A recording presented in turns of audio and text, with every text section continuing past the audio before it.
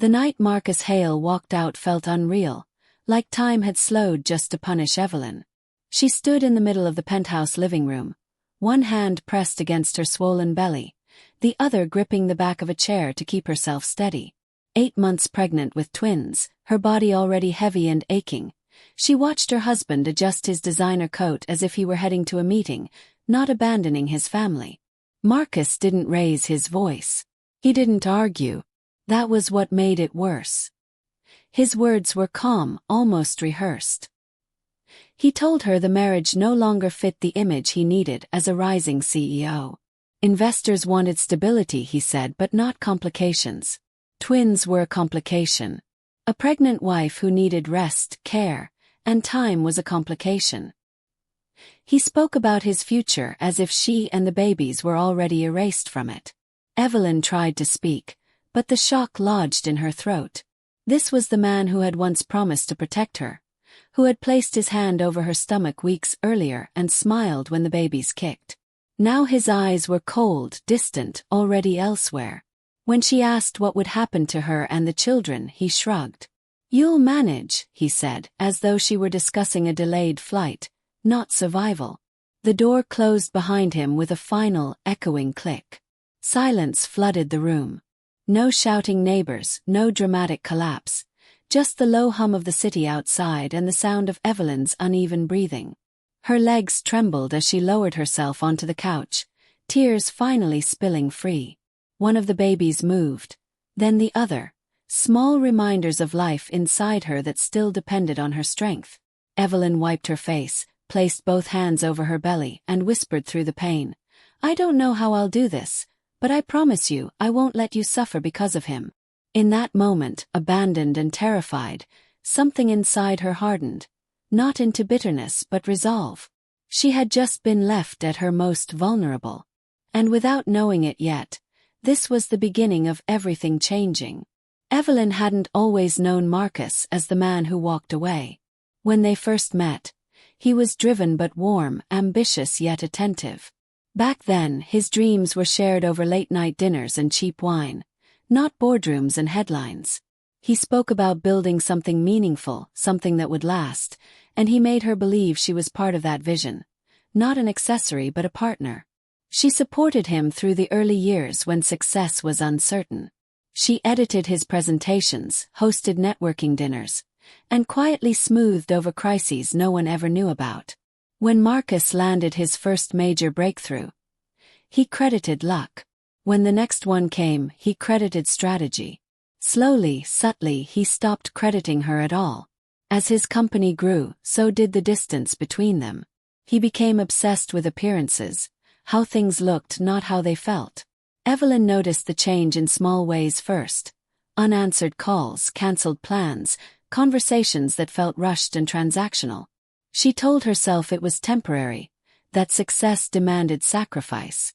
It was around this time that Adrian Cross entered the picture. Adrian was everything Marcus pretended not to be. Calm, calculating, and already a billionaire. He was Marcus's fiercest business rival, often mentioned in the same headlines but never in the same breath. Where Marcus chased attention, Adrian avoided it. Where Marcus postured, Adrian observed. They crossed paths at industry events, and on more than one occasion, Adrian spoke to Evelyn with genuine respect. He asked her opinion. He listened. Marcus dismissed it as politeness between competitors, never noticing the contrast. When Evelyn discovered she was pregnant, with twins, the news should have brought them closer. Instead, it exposed the truth. Marcus smiled in public, but privately, his frustration grew. His life, his image, his ambitions, everything now felt threatened. Evelyn didn't yet understand it, but the cracks in their marriage weren't sudden. They had been forming for a long time. Marcus didn't just leave Evelyn. He erased her. Within days, his publicist released a carefully worded statement about an amicable separation and personal differences. There was no mention of a pregnant wife. No mention of twins. Just vague language designed to protect his image and keep investors calm. The media followed his lead, speculating freely, filling the gaps with rumors that painted Evelyn as emotional, unstable, or demanding. Evelyn watched it all unfold from her apartment, phone buzzing with notifications she didn't open. Strangers debated her life like entertainment. Some questioned her motives. Others implied she was trying to trap a powerful man. Each comment felt like another weight on her chest, making it harder to breathe. Then the financial support stopped. No warning. No discussion. One day her card declined at the pharmacy, and the next, her access to shared accounts was gone. When she called Marcus, the call went straight to voicemail. When she texted, there was no reply. It was as if she had become invisible overnight. The stress took its toll. Sleepless nights turned into dizzy mornings. Her doctor warned her about rising blood pressure, about the danger stress posed to a twin pregnancy. One evening, sharp pain sent her to the hospital in a panic. Lying in the sterile white room, monitors beeping steadily beside her, she stared at her phone, scrolling through contacts. There was no one to call. Her parents lived far away. Friends were unsure how to help. And the man who should have been there, the father of her children, was absent by choice. When the doctor told her she needed rest, support, and stability, Evelyn nodded quietly, even as fear settled deep in her bones. As she was discharged, clutching paperwork and fighting tears, she realized something devastating and clarifying at the same time. If she survived this, if her twins survived, it would not be because Marcus had changed. It would be because someone else would have to step in. Or because she would somehow find the strength alone. Evelyn never expected help from the man Marcus despised most. She was sitting alone in her hospital room when the nurse mentioned a visitor, someone who had insisted on seeing her but refused to give details. Confused and exhausted, Evelyn assumed it was another doctor or perhaps a social worker. When the door opened, her breath caught. It was Adrian Cross. He stood awkwardly near the entrance, not with the confidence of a billionaire, but with the restraint of someone who knew he was crossing a sensitive line. He didn't rush toward her. He didn't offer rehearsed sympathy. He simply asked softly if she was all right. Adrian explained that he'd heard what happened, not through gossip, but through channels Marcus could no longer control. He knew about the twins. He knew Marcus had cut her off. And he knew how dangerous stress could be at this stage of pregnancy. "I'm not here because of him," Adrian said calmly. "I'm here because no one should go through this alone." Evelyn's first instinct was pride. She wanted to refuse, to prove she could survive without help. But then a wave of exhaustion hit her, and one of the babies shifted inside her, reminding her that this wasn't just about dignity anymore. It was about survival. Adrian didn't offer money outright. Instead, he offered solutions. Private medical team. A secure residence away from media attention. Legal resources to ensure she and the babies were protected. No contracts. No expectations. No headlines. She studied his face, searching for hidden motives, but found none. What unsettled her most was how different this felt from Marcus. How calm, how deliberate, how human. With quiet hesitation, Evelyn nodded. That single decision changed everything. For the first time since Marcus walked away, she felt something unfamiliar but powerful settle in her chest. Relief. Labor began in the early hours of the morning, sudden and frightening. Evelyn woke with sharp pain cutting through her lower back, panic following instantly when she realized it was too soon. The twins weren't due for weeks. Her hands shook as she pressed the emergency call button, her breath coming in short, uneven gasps. Within minutes, the room filled with controlled urgency. Doctors moved efficiently, nurses reassured her, and monitors beeped steadily, tracking 2 fragile heartbeats. Adrian wasn't in the room, but he was there, just outside, coordinating specialists, approving every necessary decision without hesitation. He never crossed boundaries, never demanded access, but he made sure nothing was lacking. As contractions intensified, Evelyn's fear peaked. Between waves of pain, she thought of Marcus. How he should have been here, how easily he had walked away from this moment.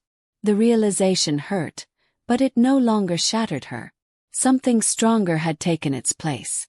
After hours that felt endless, 2 cries pierced the room.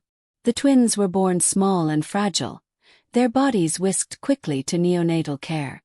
Evelyn barely caught a glimpse of them before tears blurred her vision.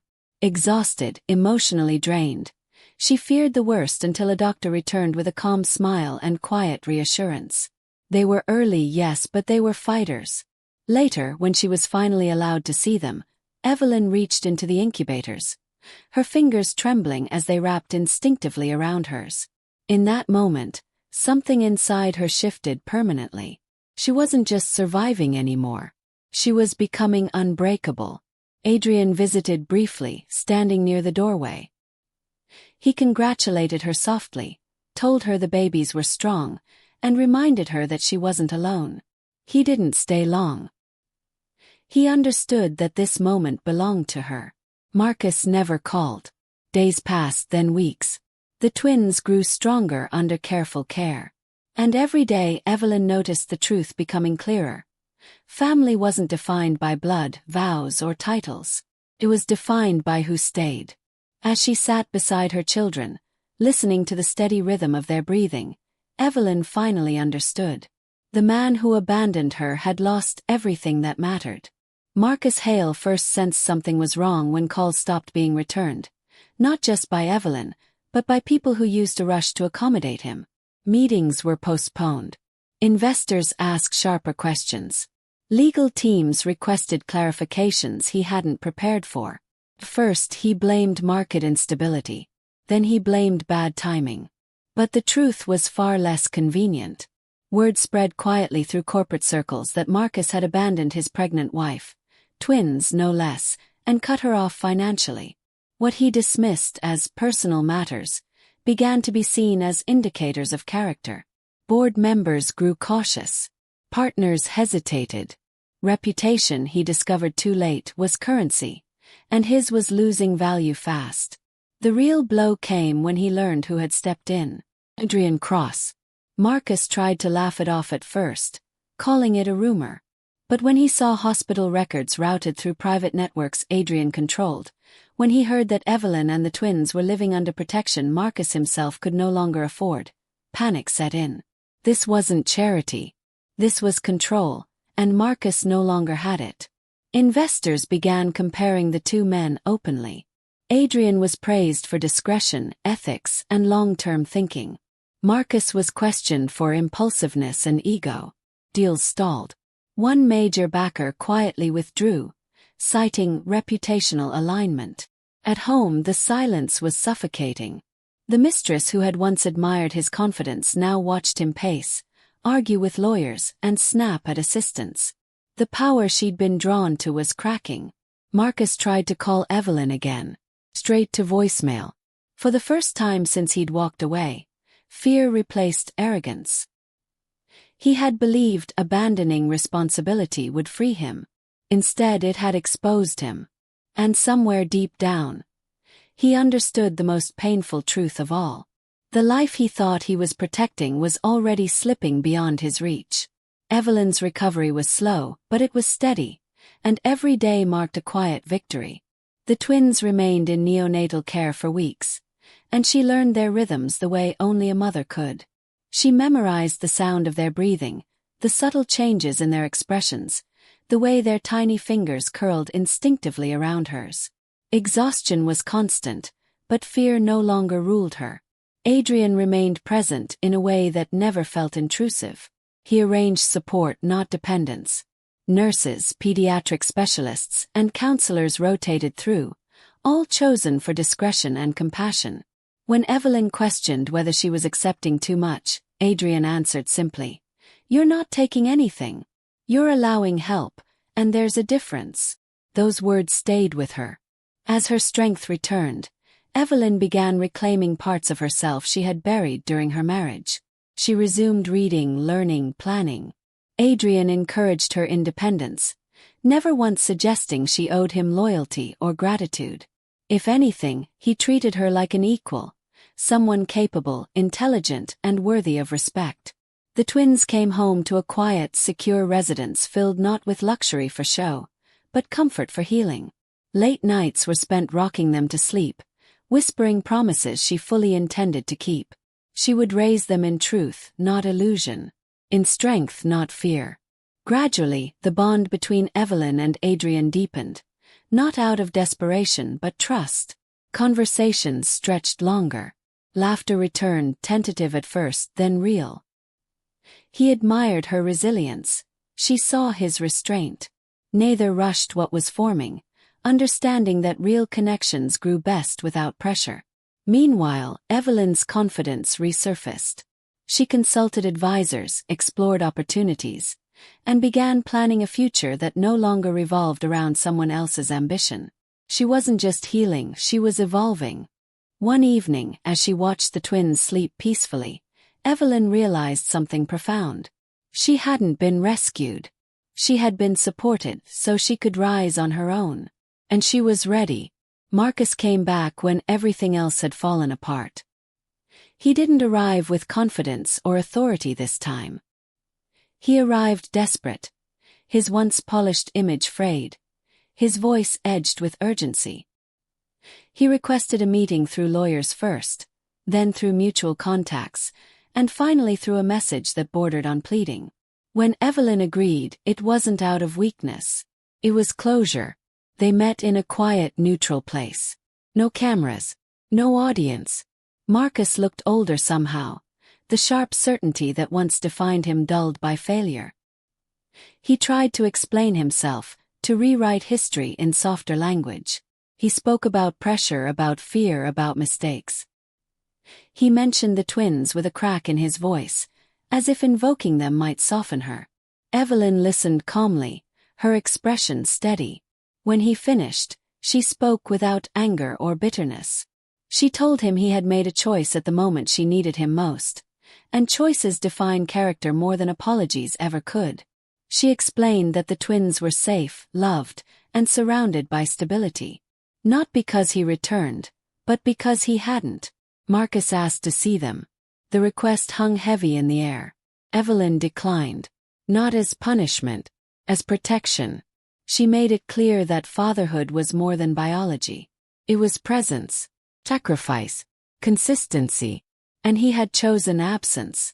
Whatever guilt he carried now was his to live with, not hers to relieve. As Marcus stood to leave, his eyes drifted past her, where Adrian stood quietly nearby, not interfering, not asserting dominance. Just there, steady, reliable. For the first time, Marcus understood the full weight of what he'd lost. Not just a family, but the chance to be worthy of one. Evelyn walked away without looking back, strong, certain, and finally free. Years passed, and Evelyn's life transformed in ways she had once only dreamed of. The penthouse, the hospital scares, the betrayal, all of it felt like a distant memory now, a dark chapter that had forged her strength. She raised her twins in a home full of love, stability, and quiet joy. Every decision she made, from school choices to bedtime routines, was deliberate, nurturing, and independent. Adrian remained a presence, but never the center. He was a partner by choice, not obligation. He helped when needed, supported when asked, but never overshadowed her autonomy. The twins adored him, not as a savior, but as a steady hand in their lives. The family they formed wasn't born from convenience or circumstance. It was chosen, built on trust, respect, and shared values. Professionally and personally, Evelyn flourished. She re-established herself in business circles, launched philanthropic projects, and became a role model for women who had been abandoned or underestimated. Media outlets praised her resilience, intelligence, and ability to rise without relying on anyone else's reputation. Her story became one of empowerment. How a woman betrayed at her most vulnerable could create a life stronger, brighter, and more secure than she ever imagined. Marcus faded from relevance. His attempts to regain influence, both publicly and personally, failed spectacularly. He had left too late, and the world had already moved on. The empire he once flaunted now existed without him. Evelyn stood by the window one evening, watching the city lights reflect in the twins' eyes as they played nearby. A quiet smile settled on her lips. She had survived betrayal, raised 2 extraordinary children, and reclaimed her power. The life she now led was hers entirely, built on courage, determination, and foresight. The man who abandoned her had created the circumstances that allowed her to become unstoppable. And she had. The villain had walked away, but the hero and the family had been born.